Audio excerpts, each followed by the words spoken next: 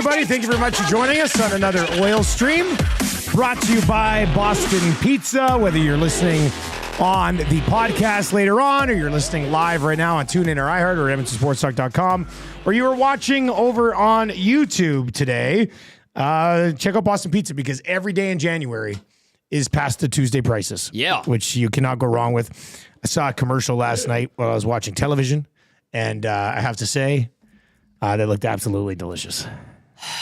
Okay. Absolutely delicious. We're going to be doing a couple of noon hours this month because we didn't do one in December because of the holidays. So we're going to be live on location next week and then like last week of January. And that's a couple Pasta Tuesdays for us, buddy. I will be indulging in delicious pasta. What is your go-to Pasta Tuesday order? Okay. I was so hungry. One of the on-location pre- and post games at BP Westgate, which we're back at Saturday. Yep. It's going to be awesome. And I heard Eric and maybe Ryan Meyer from Will and the Ryan Wolf will too. be joining What? us. Yes. Maybe. I'm trying to negotiate that. I had like just the what is it? The mountain spaghetti and meatballs. Oh, wow. Just straight up old school. Just spaghetti and meatballs. That's a lot of food. I was starving. I couldn't finish it. My parents get that to share. They're smart because it's a lot. I had to take a bunch of it home, but it was fun. It just hit the spot. And I like to get away from like the straight up bolognese and stuff like that. I usually like a good rosé at BP with the tortellini and Italian sausage baked. That if I build my own pasta for a Pasta Tuesday, and then they have the buffalo mac and cheese, which my eyes light up when I see it on the menu. And then sometimes I just like a good Alfredo with chicken. Yeah, I'm a chicken Alfredo. What's the noodle though? The longer, flatter, Linguine? linguine. Mm-hmm. Alfredo linguine. But I don't go chicken. I go meatballs baked with cheese. Oh, yeah, it's good. And you know what? Sometimes I've only requested this a couple times. I'll go chicken and meatballs baked with cheese. That's a lot. That's a lot of protein. It's a lot, Tommy. But sometimes you're a hungry boy. Sometimes you're a hungry boy. Confirmed. Nancy, what's yours? Hernan's here with us right now. There he is. What's your go-to? Oh boy, I'm not picky though, like you and Tom. So. Well, I mean, what do you mean picky? Fettuccine Alfredo. Fettuccine. Yeah, sorry, fettuccine. Pardon me. I like them all, but like a good jambalaya, some scallops and shrimp in Yeah. it. And, Oh yeah, you're right. I wouldn't. I can't eat that, but I wouldn't have sense. it. Yeah. it's great. I would get sick. Why is it called jambalaya? Because everything's jumbled together. Yeah. Yeah, maybe. And it's like, yeah. You're going to do that jambalaya. Yeah. And BP's makes an awesome jambalaya. Do they? They have sausage in it. Dusty, you gotta That try BP it. sausage is good because I think it's probably the same stuff they put on their pizza. Yeah. That sausage at BP's is good. I would say it's good to quite good all the time. We had Boston Pizza. So my daughter loves Boston Pizza. I mean, we all understand. do, but the Muzz takes it to another level. Okay. Like, no matter what the meal is, I'll be like, hey, what should we do for dinner tonight? And she's like, order Boston Pizza. Go to Boston Pizza. Like, she loves two things. Well, she loves her mom, she loves her dad, she loves her brother, she loves Subway, and she loves Boston Pizza. Like, those are the only 5 things that Elizabeth loves. So she loves, and she just gets bugs and cheese every single time. Oh. But so we had it on, I can't remember, it was Friday, so it was after hockey or something. Anyway, it was Saturday night after hockey. But I got that honey dill chicken sandwich. Yep. It's good. It was good too. I like that. They also have the Philly Dipper now. Yes, which they do. Tony from BP Westgate recommended. We had it and together. I loved it. Yeah, it was good. Did you wrap your arms around each other? We and fed each other. like What's Lady the and the problem? Tramp, that thing? What if we did? So tell me about that one. What's that one? Like, is it like a beef dip? It's like the Big Dipper. It was called. Yeah. But it's like Philly cheesesteak style. Yeah. Big Dipper. Because I told Trev about it, and Trev, as we know, worked at BP before we plucked him out of there. And he's like, they got rid of the Big Dipper. I'm like, I don't know, but they had the Philly Dipper, and I loved it. And I think there's a couple of little changes that they made that turned it from a Big Dipper to a Philly Dipper, and I maybe it's the sauce or how they do the cheese. I thought it was fantastic. That was good. I thought it was fantastic. You know what? I've never really had a good Philly cheesesteak. And I even went to Philly for the one draft. But Maddie and I were like, let's go get a cheesesteak. And we went to like an Irish pub. Nope. And I was like, I'll get the cheesesteak. And it was just, It was like a glorified American beef dip. That's like going to an Italian restaurant and being like, I will get the ginger beef, please. That is what it's like. Yeah. I remember I sat down, I finished after, and I know what there was places in Philly, like went to Gino's and Pat's. Yeah, Gino's and Pat's, whatever. Yeah, there's a whole bunch. And we didn't go to any of them. I had a Philly cheesesteak in Philly, but at an Irish pub. It really, that's like going to a bar or pub around Edmonton and being like, I'll take the donair, please. Because Philly, that's how I describe people that haven't been to Philly from here, and they go, well, what about the cheesesteak? And you go, yes, it's a staple, but I would compare it to how we have our donairs here, right? Exactly. Everybody's got their spot. This one's the best. That one's the best. North side, by the way, Swiss by far. Fire Zone on the West End. There you go. And that's kind of how it is in Philly with the cheesesteaks. Maine is in Beaumont. The best. Maine is in Beaumont. James says jambalaya is a mix of jambon and alaya, French for ham, and alaya is Creole word for shrimp. Not 100% sure on the exact word of jambon is French for ham. But I know it means shrimp. So it's not just because it's all jumbled together. No. It's a jambalaya. I tried. Max Bazuzu says, jambalaya, jambon ayaya, which is ham with rice, apparently. Oh. So, but that's not what it is, right? It doesn't come with rice. No, it comes with like the linguine noodles. Yeah, okay, very nice. All right, well, there we go. Anyway, it's Pasta Tuesday week at... okay, let's do this while you're here. By the way, it's lunch. We're going to get to this Skinner stuff right off the top. Yeah. Because then we got lots of other things to get to. Popeye's headlines coming up. Keeper Clipper for Tommy Guns. Glue Guy went and got his hair cut at Tommy Guns today. He looks great. And he smells terrific. I smelled Always him does. before I saw him because that fresh haircut smell. You know that smell? I do. I like that smell. I like the smell a lot. Somebody should bottle fresh haircut. Hey? I guess. And then you could use that as a spray, and everybody would always think you just got your hair There's cut. probably a candle with that scent that you could get at the candle day at the whatever candle shop. That could be what it is. Yeah, that might be one. Anyway, he smells terrific. Hey, he looks good. Yeah, he looks good. So we'll get to keep it or clip it for Tommy Guns as well. But just because Hernan's here right now, we're gonna play the Stuart Skinner postgame from last night. So we played this morning, and then people were like, on Got Your Back, where Shock said he kind of thought that he was taking a shot at the team. And I was like, wait a second.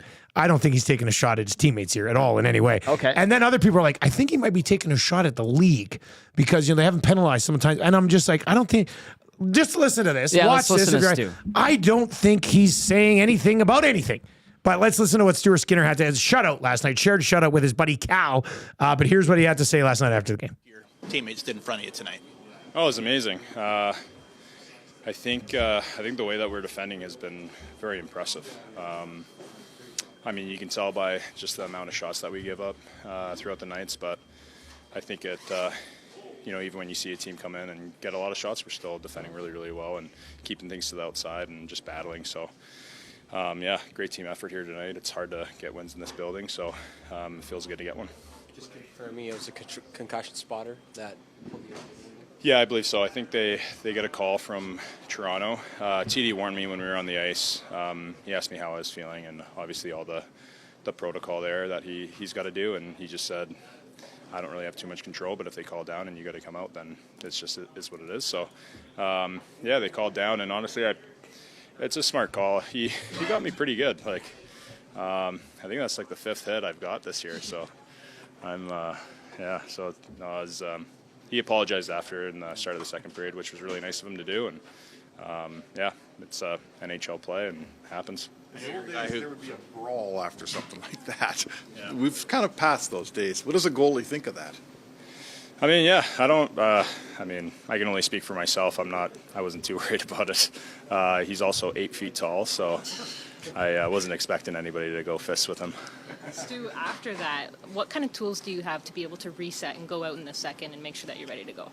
Yeah, honestly, you kind of think about it even when you're doing the concussion protocol. You're kind of thinking, if I go back out there, I've had a lot of time to sit on it, and, I got to go back and bring my game, especially in the NHL. If you take a second off, it can really hurt you. So I think I proved to myself that, in situations that happen like that, which I'm guessing is going to happen again at some point in my career, then I know that I can come back in and do my job. You're a guy who's concerned about wins over anything else. A little kind of disappointing, or lack of a better word, about kind of losing the personal shutout and having to leave the game like that, It was honestly pretty funny. just because when it happened, I looked at Cal and I said the same thing happened in Pittsburgh, and I stole a shutout from you, and he was pretty upset. So I was like, well, I guess we're even now. So no, it's just, it is what it is. Shutout, no shutout. I mean, you said it at the beginning.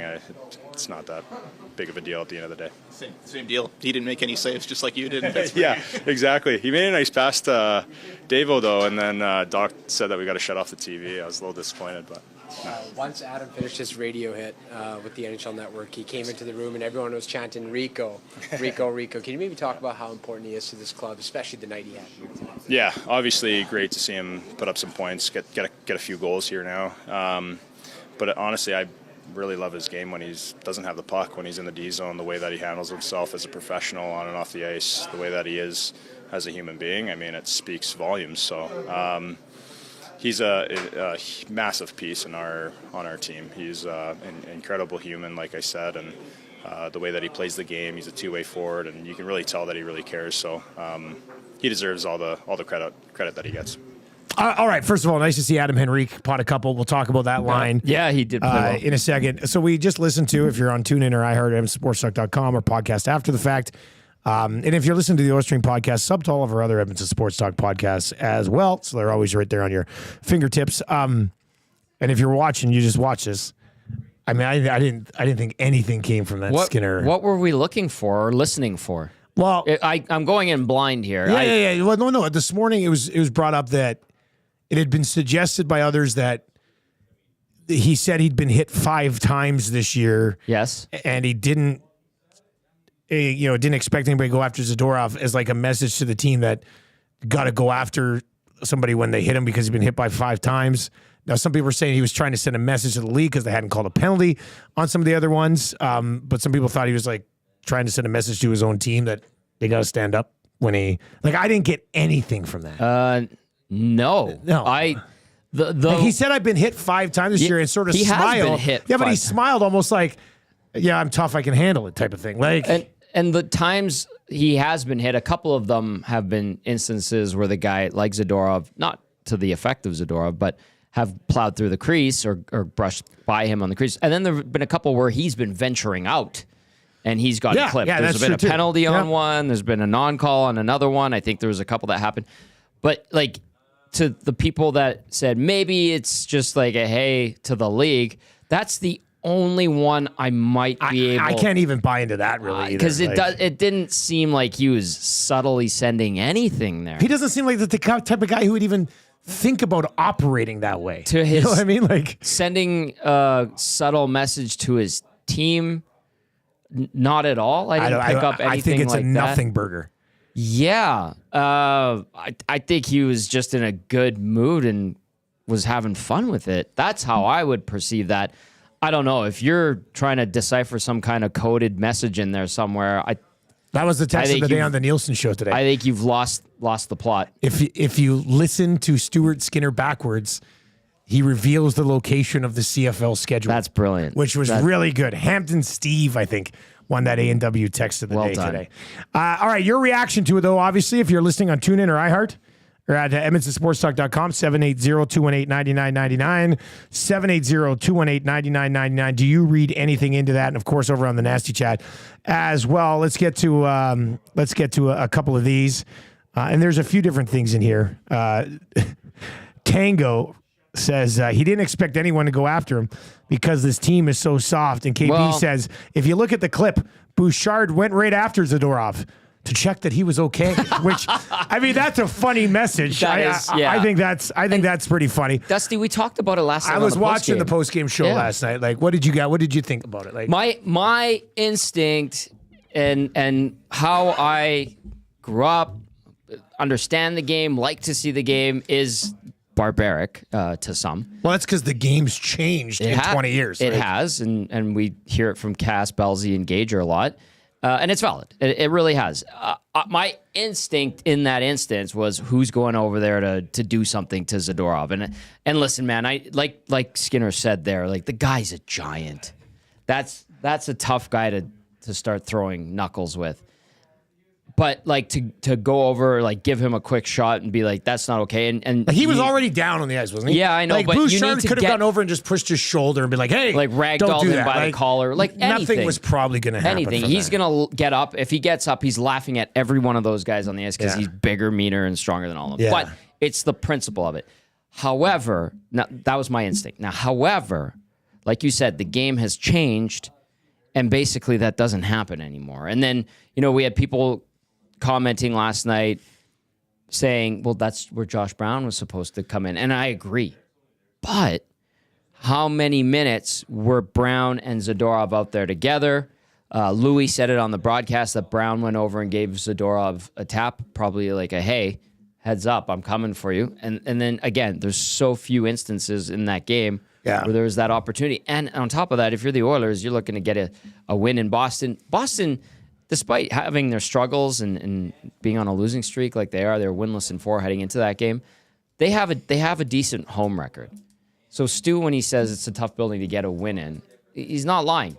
So 1-0 game at that point too. Yeah, exactly. So you got to kind of walk a fine line. And if you're Brown and you go and you get an instigator because you're fighting Zadorov, but your goalie ends up being okay, like you're like, what are you doing? There was a little contact from Kulak too. Yeah, I know. Like, if Kulak doesn't bump him at all, I think Zadorov gets by him. But that's what happens when a guy's going to the net and he's being defended. I mean, you're going to get that contact. So I'm like, I would have liked to have seen somebody go over and put a glove in his face. Like, yes. Like, just acknowledge that something happened that you weren't very happy with. And it's not okay. But I'm totally fine that there like, gloves didn't come off and everybody was like, I'm 5 years ago, I might have been like, you have to do that no matter what. Yeah. But I don't know. That play didn't irk me that much last night. Again, my instinct was like, why isn't anybody going over there? And then I look at who's on the ice. Oh, okay. Yep. I get it. Sure. Yeah. Whatever. Take the power play. A lot of the times the guy closest to the situation will initiate something. Bouchard just doesn't have that bone in his body. I mean, it just doesn't exist. Now, do you think Brown comes away from that game last night going, I missed a chance to kind of do what I do? Maybe, but again... Not that the team's like, damn, man, you let us down, but I'm thinking he's sitting there going, man, he's not going to stick around the NHL because he's a good defenseman. He's going to get into the lineup sometimes, and when he gets that chance, show the team that you can stand up for him. I think he might think he missed a spot, but I don't think the team's all pissed off that he didn't do anything about it. That's probably a pretty fair way to assess it.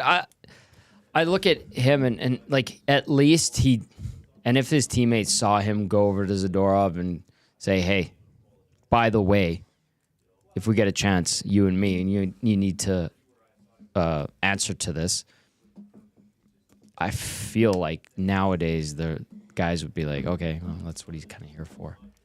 780-218-9999, 780-218-9999. If you would like to text in on this topic. Get to a couple of text messages here. The doc says, the Oilers have the 5th most fights in the league, and they've won every single game they fought in. They're still sending the right messages. Now, I think that streak's over. I think there was a fight that they lost a game. Yeah, there was. Well. There was one. Now, Perry but whatever. did fight yesterday, but... Well, he got punched yesterday. Yes. I don't even think he threw one. Perry got a fight yesterday. And in that fight, he got punched. He didn't take any damage, though. His helmet took some damage. Yeah, exactly. Actually, Frederick had to go for repairs, right? Yeah. Marshall watching that fight when he saw Frederick skate off with like his knuckles all cut up. He's like, ooh. It's just like, well, that's what happens when you punch somebody in their helmet 9 times. Yeah. I mean, it's gonna get banged up pretty good. Mm-hmm. Good on Perry, because he also drew an extra penalty. Perry's smart. 780-218-9999 is where you can chime in. We will get to the rest of that game last night. Let's see here. James says, guys, I said it last night. Even a snow shower on Swayman would have been a way to say F you right back. Now, and somebody else described the Oilers as soft. Are they last in the league in hits? I think they're last in the league in hits. Pretty damn close. They did get credit for 18, but I think Boston had 45 or something like that. Would you describe this team? Like, they're great. They're 15-3-1 in their last 10. They're going to take a run at the division. They are the Stanley Cup favorite at betting books, and rightfully so, I think, with the way they're playing right now. But, I mean, outside of all that, would you describe this team as soft? Honestly, yes. You would? Yep.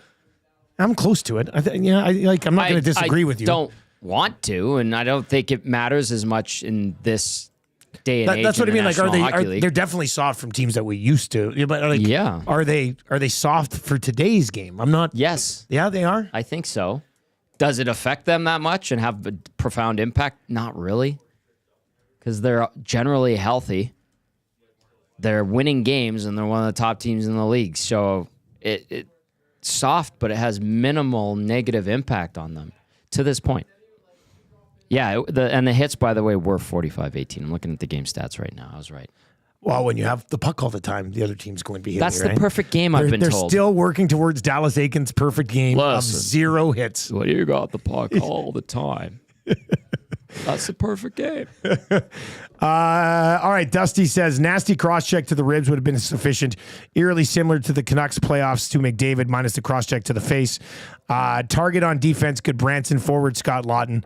Let me bring up the Popeyes spicy headlines because go ahead. In the meantime, really quickly, did we not forget that Darnell Nurse lightly brushed by Jeremy Swayman later in the game? Hello.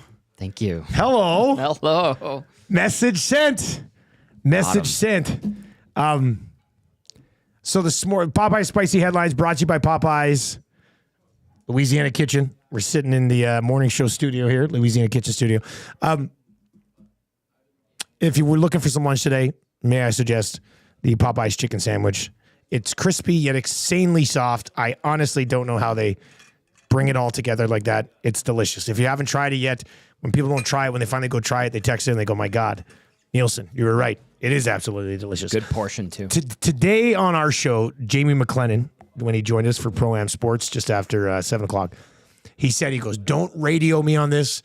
Don't clip me. Don't put it out and be like, Noodle says that they're going to do this. Right. He goes, but God, you know who I would go after if I was the Oilers? It would be Jacob Trouba on the back end. He goes, Anaheim could move him before the deadline, retain half his salary.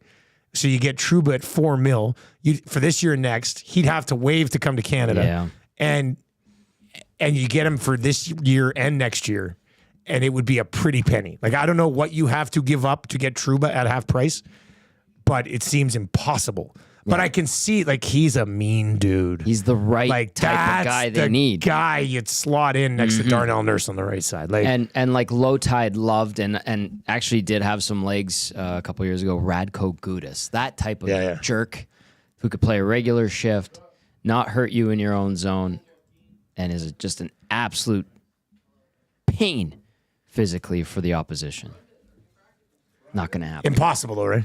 I would think so. Do you think there's any way? Gager, what's up? Well, Brundon. Brundon's here. Brundon. Yes, We got a new practicum kid, Brundon. We're doing a bit with him. His nickname's Brundon. It's Brundon? It's Brundon. I've never met a Brundon before. You've never met a Brundon. What's up, Gager? Hello, Joaquin. He'll be in on EST Afternoons coming up in 34 minutes right here on Edmonton Sports Talk. How do you think there's any way they could convince Trouba? Come here, take a legitimate run of the Stanley Cup. It's only literally at this point, what would it be? 18 months. Get 2 runs at the Stanley Cup in 18 months. Then go wherever the hell you want with your family and settle down for the rest of your career. And I mean, he's probably going to face that next year. Next year, they're going to trade him. Yeah, probably. And what would you rather do? Go somewhere warm or somewhere close home to family and not have a shot at a Stanley Cup. And there's the place. There will be contenders who would try to get him too. But I don't know, man. It would just be such a good fit. I love the idea of it. Perfect guy for that. I don't know if there's a way in HE double hockey sticks you can make it happen. Because he seems firmly planted in what he wants and what is kosher for him. And obviously he has made it very public that the career of his wife is super important. Honestly. But I mean, the career of his wife can continue. I mean, you're a professional athlete being paid millions of dollars. If you have to fly to see your wife sometimes, you have to fly to see your wife sometimes. You know what I mean?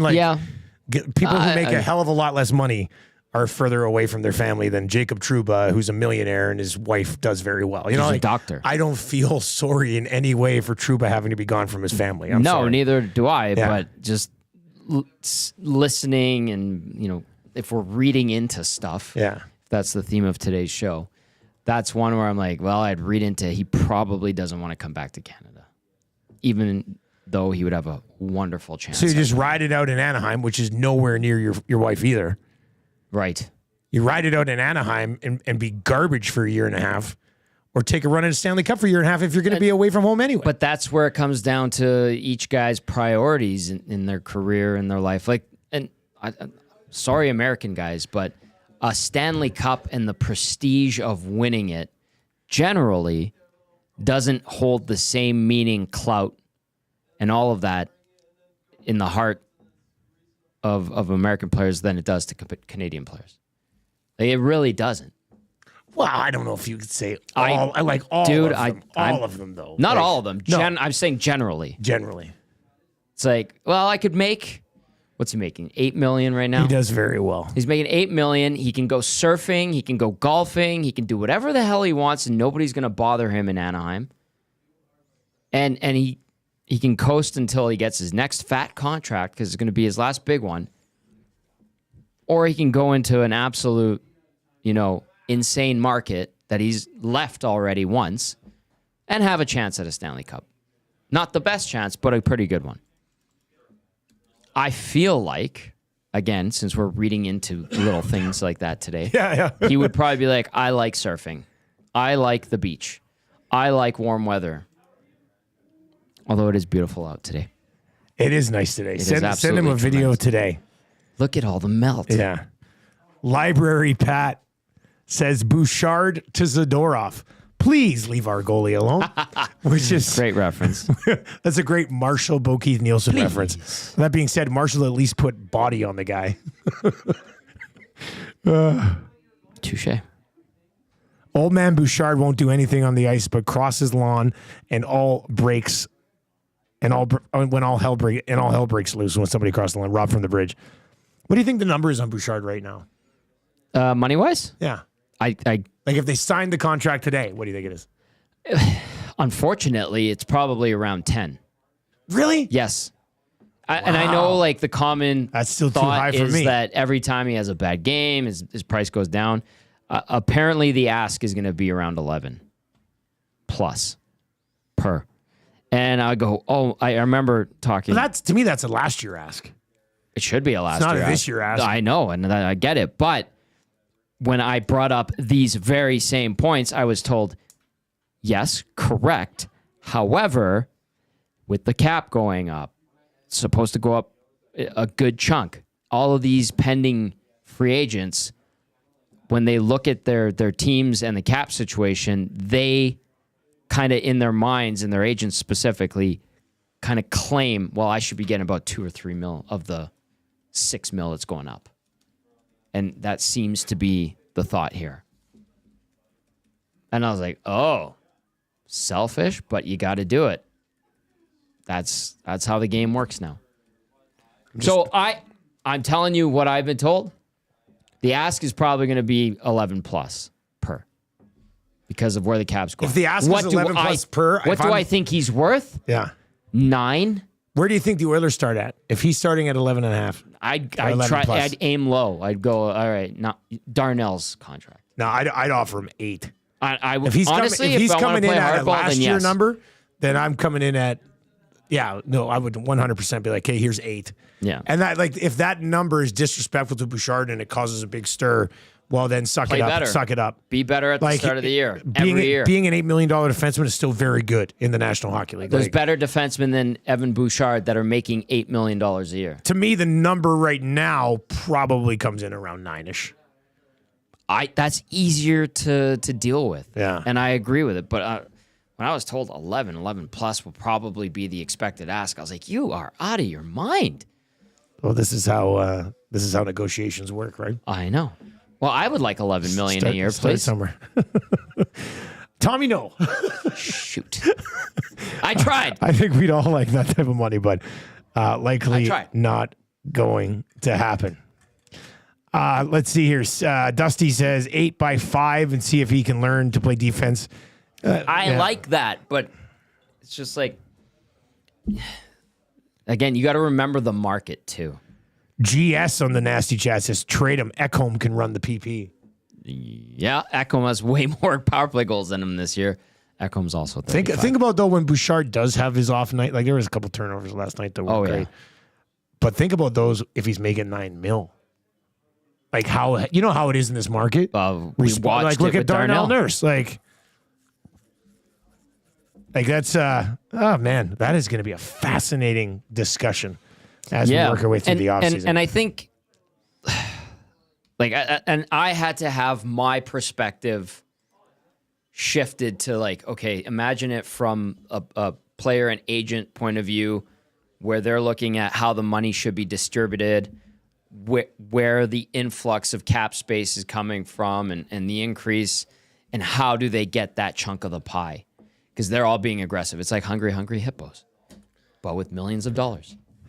Did you like Hungry Hippos? Loved it. Oh, I would get the worst blisters in my palm. Because that's the one you just keep hammering the hippo. And with the marbles, yeah. Is there a strategy to that, or is just as many times you can hit the hippo as possible? I think luck. I didn't play a lot of Hungry Hippos. I remember we got it one year, but it broke quickly. Nah. And then I don't think we ever got another one. So I might only have like 1 or 2 days in my life of playing Hungry That's Hippos. unfortunate because it was a tremendous game. Yeah, I think my kids would like that, actually. Yeah. They'd probably think that would be a good time. Lucky Charlie texts in at 780-218-9999, says, D-men who make $11 million don't cough the puck up like Bouchard did last night. 100% correct. Like, I don't even think that's like they can ask what they want, but last night on post, you watched, people listened, a lot of people did.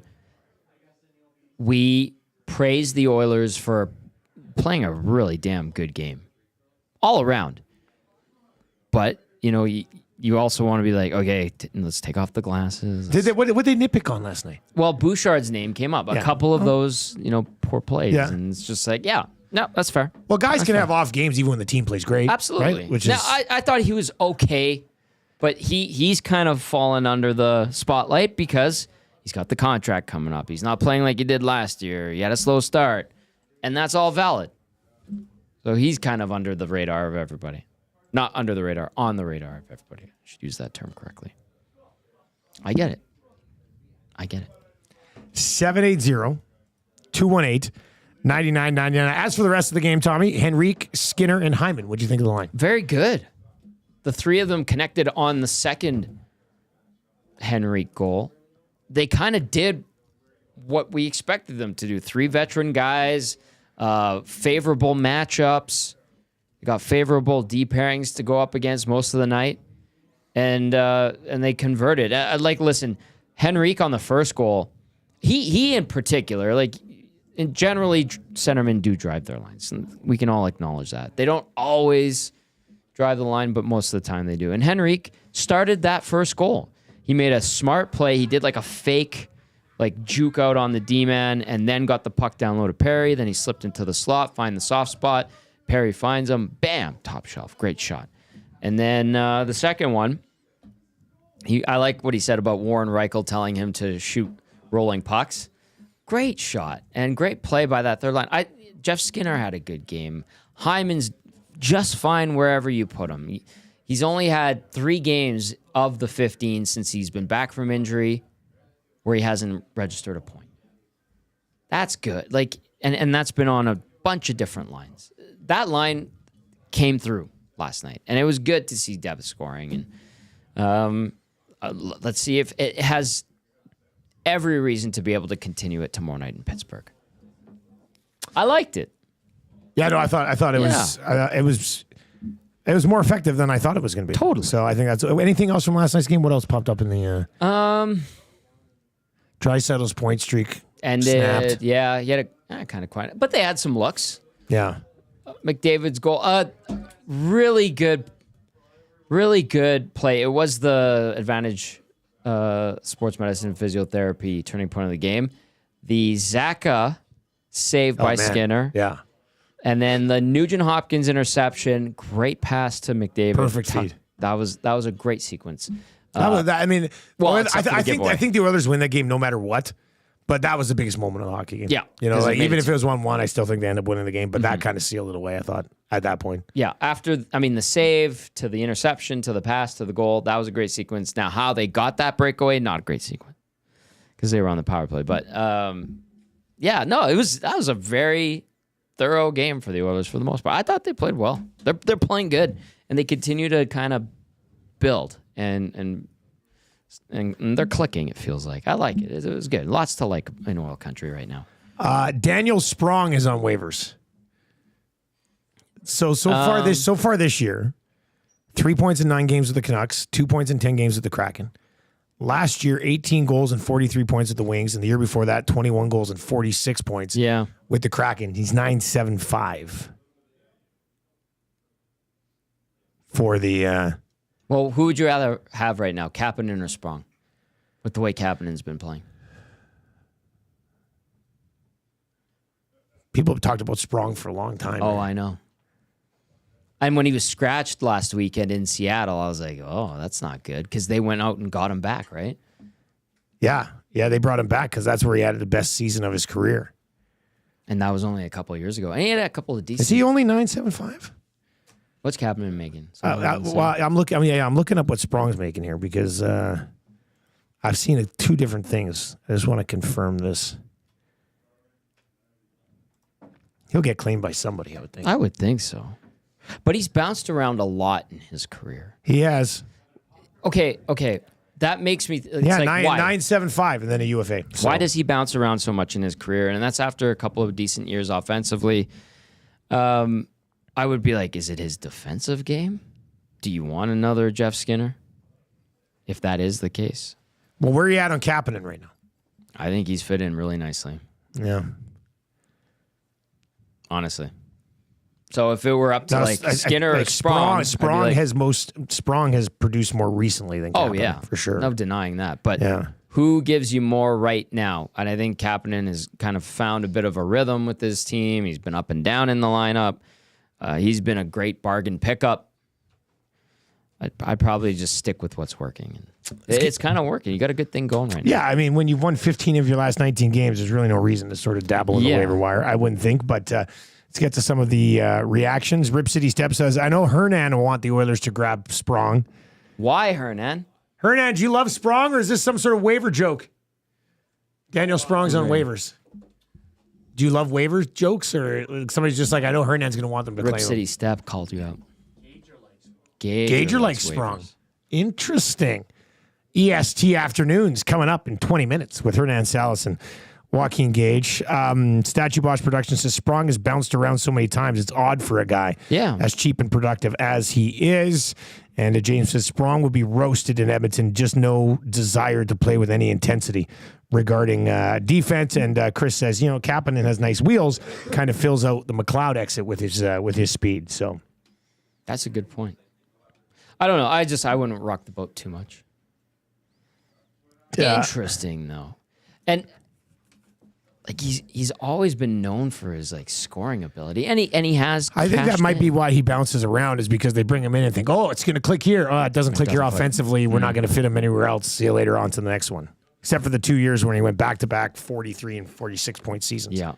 Justin of Balgoni says Daniel Sprong is the new Daniel Winnick. Shout out Daniel Winnick. I got to know him a little bit at the Spengler. He was over there for a while. Yeah, he played in Switzerland for 6 years. And he played in the Olympics for Canada in 2022. That was an interesting Olympics. At 18 and 22. Benny Scrivens, bronze medalist. How about that? Was he on that team? He was on that team. I think he was the starting goalie too. Daniel Winnick, just to get sidetracked here for a second.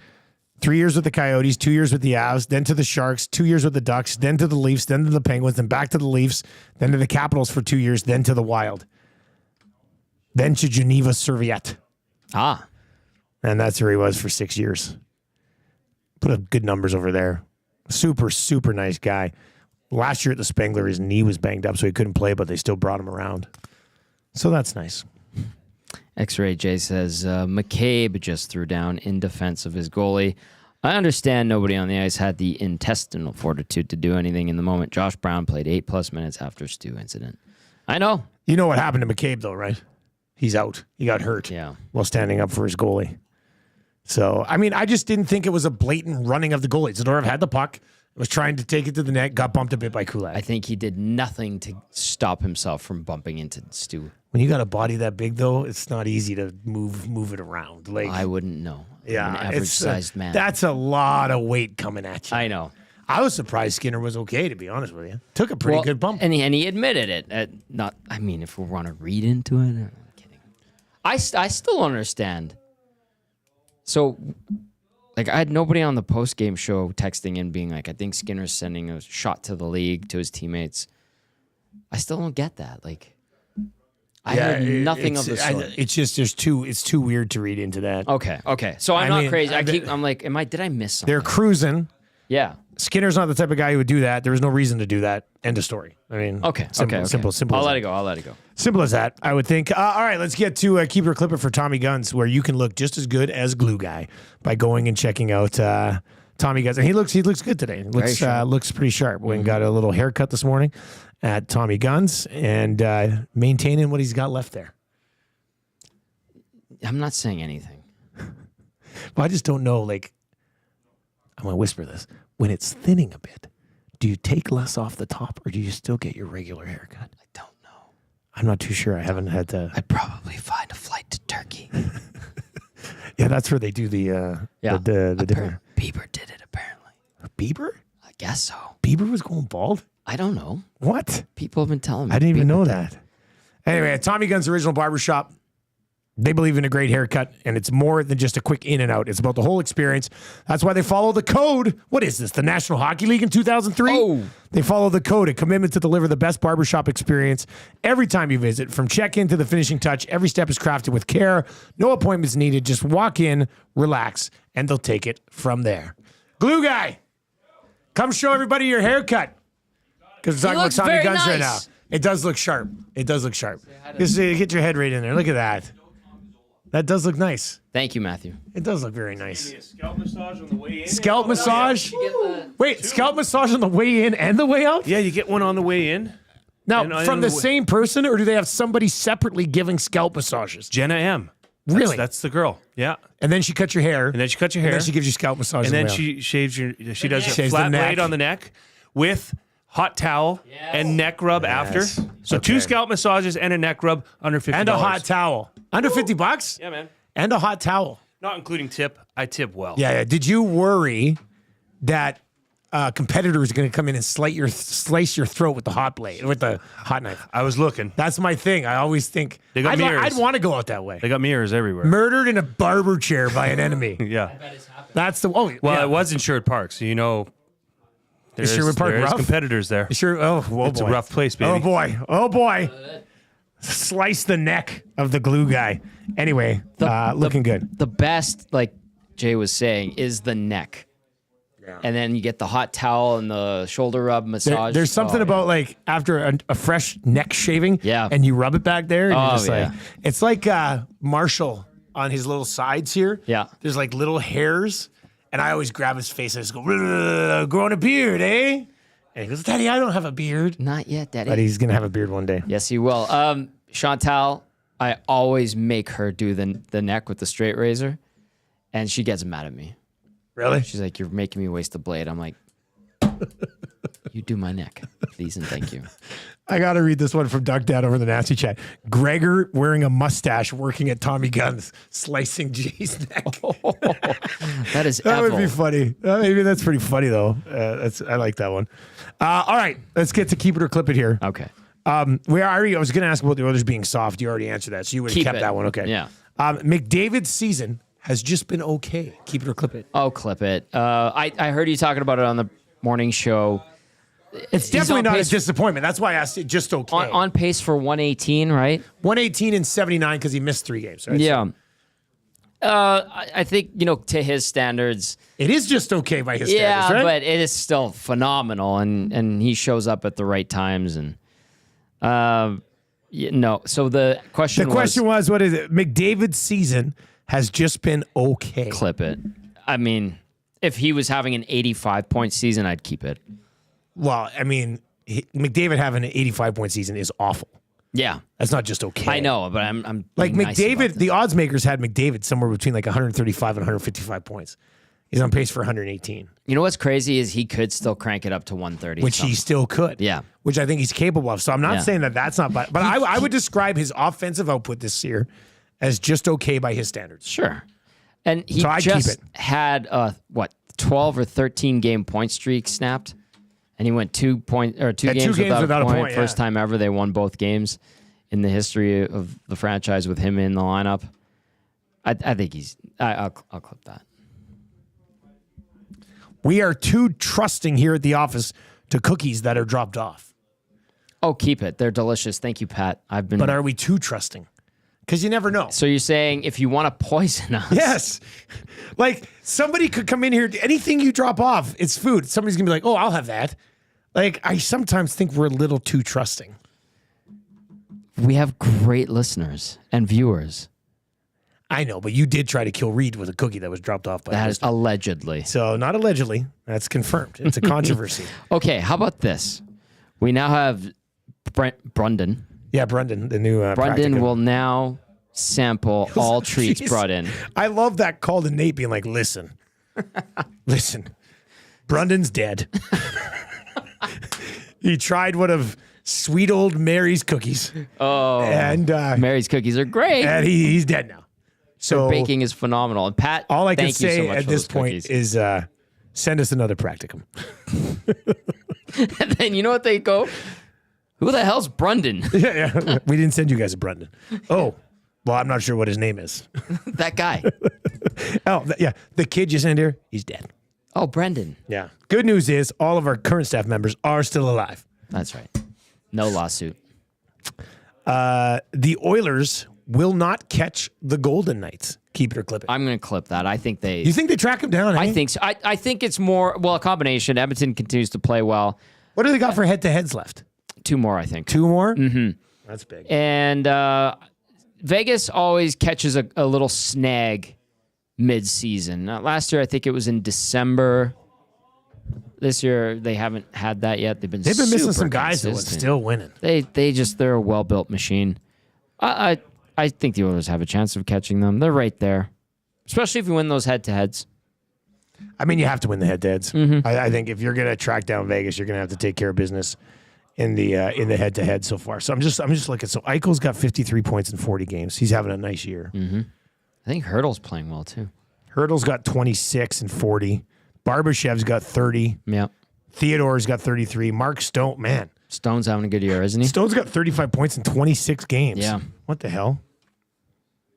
Brett Howden, 21 points. Dorofeyev, 21 points. Carlson's got 18. They're not lighting the world on fire, but they're just winning hockey games. Yeah. Their goaltenders, 907, 904. League average is 901, eh? Well, Stu Skinner was at 898. Now he's got to be over. He's 9. at 9. He's rated 9 now, I Perfect. think, There you which go. means he's average. We said that this morning. We're like, Stu Skinner is average. That's what you need. That's what you need. Let's get to a couple of text messages here. Coach Mike is asking, guys, safe to say that Kapanen is here for the rest of the season. Does the organization like him long term? He's only 28. That's it from Coach Mike. What do you think about that, Tommy? Coach Mike, I think safe to say he's here for the rest of the season. I don't know about long term though. That's just my hunch. Rest of the season, though? The hockey ops department is in meetings right now. At this very moment? Yes. It must be about trading for Trouba at half price. Maybe it's on the board. I don't know. You can have wish list, can't you? Eden is asking, Bouchard is a highly skilled offensive D-man who doesn't skate well, shies away from contact, and has limited defensive awareness. Is Carlson going to be the comparable? Like Eric Carlson? Yeah, I think he said Eric Carlson. Eric's making, what, 11 schmil? Yeah, he used to get around really well, too, back in the day. That guy won a Norris and also was like, even though he's not the biggest, relied upon defensively, too, right? I don't know. I think Carlson's overall better defenseman than Bouchard. At Carlson's peak was better, more effective than Bouchard is right now. More reliable. Yes. Yeah. Yeah. Like, peak Bouchard is not what peak Carlson Thank you. Carlson was. Exactly. I don't think, and I don't think that's disrespectful. No, because Bouchard's still a good defenseman. Like, he's good. He's very good. Man, you know what I don't like seeing? This is completely unrelated to hockey. We covered a lot of our bases anyway with the Oilers here. Adam Schefter 10 minutes ago tweeting out, Lions offensive coordinator Ben Johnson is scheduled to interview Friday for the Patriots head coaching job. He's the new hot item. Well, yeah, but they're DC as well and Glenn. Yeah. But I hate seeing this stuff before the playoffs even start. Like, just let Ben Johnson and Glenn focus on the playoffs, try to win a Super Bowl, and then interview them. Like, I don't know why these guys have to be interviewing right now. I don't get this very often as a Detroit Lions fan. Like, we usually don't have coaches that are going to be poached by other teams. But it pisses me off seeing everybody being like, well, Patriots are interviewing him on Friday. Well, on Friday, why is he not focused on getting ready to take the... They've got the bye, though, right? I don't care. Yeah. I don't care. Be focused on the playoffs, man. If it happened and it was not reported about, I think that would be better.